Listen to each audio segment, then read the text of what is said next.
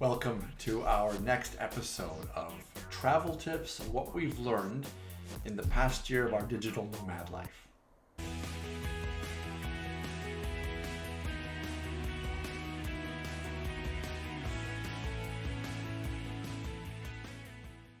These days, airports are crazy busy.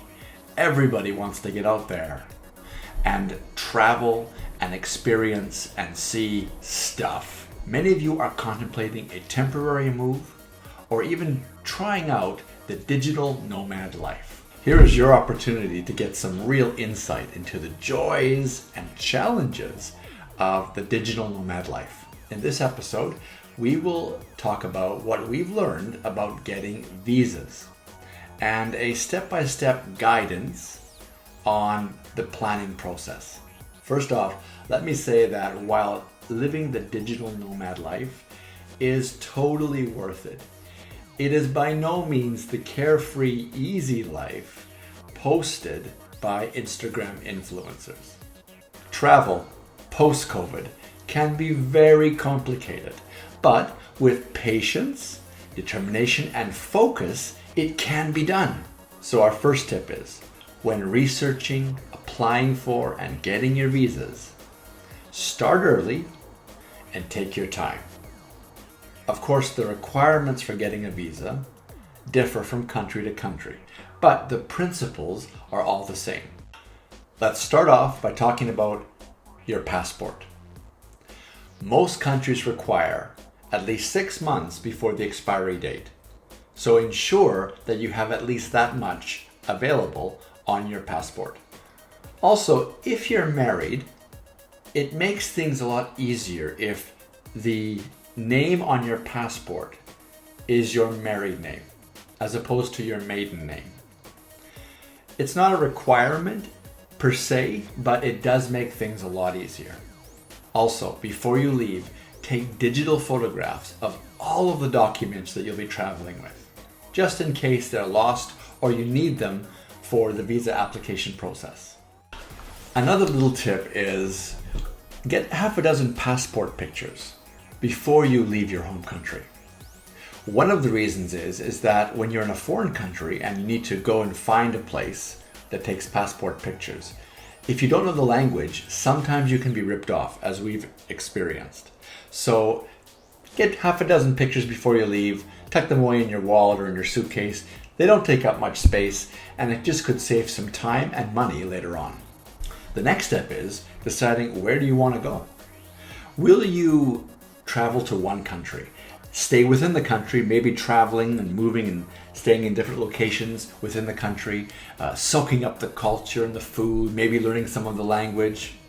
Or will you be traveling to multiple countries, just sampling little morsels of the culture and the food and the experiences as you go along?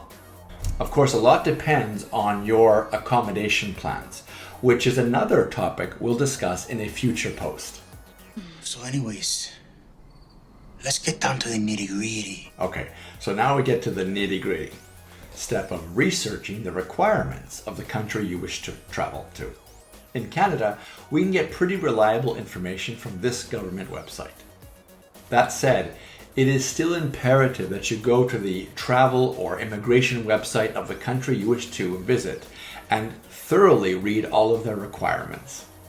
Googling visa requirements for India, for example, it can provide a lot of useful information. It's very helpful, but don't rely on this search. Specifically, take note of how long you're allowed to stay in each country. Generally, it's 30, 60, 90, or 180 days in a calendar year. Now here's a cool new development. Don't limit yourself to just tourist visas. Many countries today have what's called nomad visas. These can be quite flexible and sometimes even allow you to work in the country. Here's a list of 42 countries that currently offer nomad visas from the website nomadgirl.co.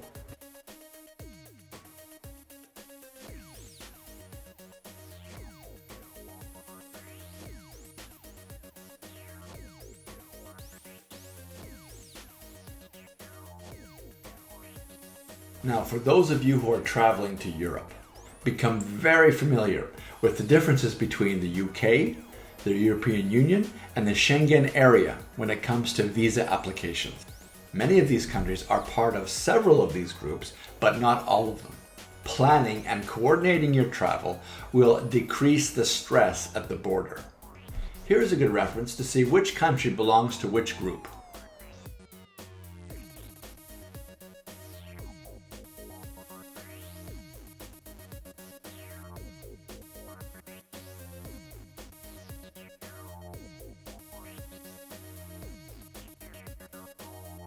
In most cases, the border is the airport, and these days you want to limit and lessen as much as possible the stress at the airport.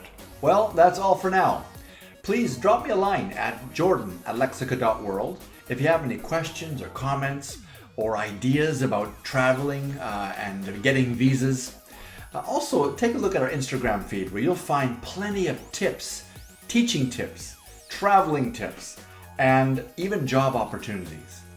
We also invite you warmly to take one of our upcoming courses where you'll be trained and certified to teach English anywhere in the world. Until next time.